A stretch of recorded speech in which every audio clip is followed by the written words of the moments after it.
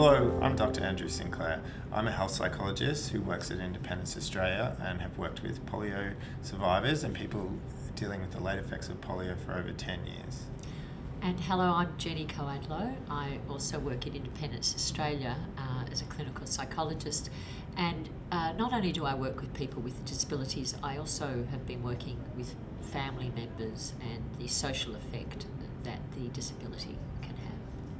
So for polio survivors, changes in the way their body looks and functions can affect the way they think and feel. And further weakness and fatigue may also affect their mobility and independence that they work so hard to achieve, causing significant feelings of grief and loss. And this may also remind them of traumatic experiences from their childhood battle with polio. And due to their desire to be independent and get on with life, they may not talk about their feelings because they don't want to burden those around them. For people with polio experiencing a decline in physical function, there's a range of common emotions they might experience. One of the earliest one is often denial, or where we minimise the changes that are happening and the impact on our life. And that can be a useful coping strategy when we're first confronted with change.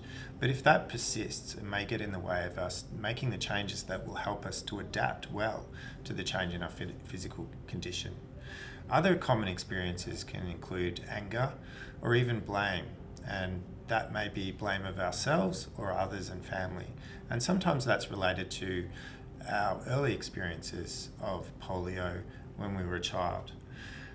Another common experience is guilt, and that can be around how our physical function impacts on our valued roles in our life, whether we can be a good parent or partner.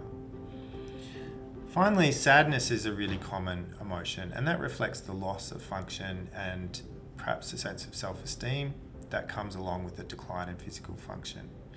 If, because of that sadness, we start to avoid interactions with others, then that can contribute to the development of depression, which is a significant concern for people with polio.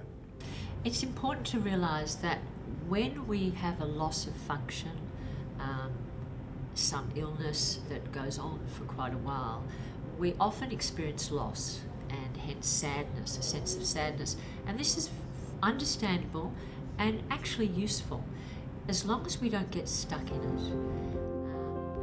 The thing that can also make it harder is that it can trigger earlier loss, earlier feelings of pain from our childhood, and this can make the whole thing a bit more confusing and distressing. To emotionally cope well with increased limitations, people with polio may have to make important and realistic value changes about what is important to them in their life. People who cope well with change focus on what they can do rather than the function that they've lost. They take an active management strategy. They may look at options to participate in new areas in life, to adapt to the change well. So they may have problems, but they're not overwhelmed by them. So some helpful tips are things that it's important to recognise our emotions, that they're activating, they're about us, it's about releasing those emotions, not getting tied up in them. And to not have to go off on your own, like, to lick your wounds on your own in your own bedroom to cry. It's letting it out with people who you know, love and care, your friends, your family, and hopefully a support group that you've managed to connect up with. And effective problem solving is also really helpful to get back to a valued life. Solve problems around changes in your physical function by looking at how your house is set up or using assistive devices, but also in your social environments by engaging in new valued activities or social groups. Appreciate the accomplishment and the things that you do rather than focus on what you may have lost or how you used to be able to function. But sometimes it's helpful to seek professional support. If you visit your GP, you can access a psychologist through a mental health care plan.